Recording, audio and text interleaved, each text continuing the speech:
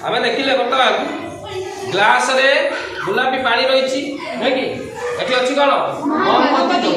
है आम बर्तमान कौन करवा मोमबत्ती टाक कौन है बर्तमान आम देखा किसी समय भितर देख ग्लास रे ग्लास बर्तमान उठुनी नहीं ग्लास उठेला कौन होची थाली हलुची तार कारण कौन तार कारण है चाप कमीगला वायुर चाप कमीगला क्या भितर ग्लास भितर तेणु ग्लास भितर चाप कमिबारु है बाहर वायु चाप पकेला तेणु ये आ बाहर वायु जापर कि ग्लास भितर को पानी देकी जापर ना पानी तेणु यहाँ को आम उठेले बर्तमान उठी आस देखिपाल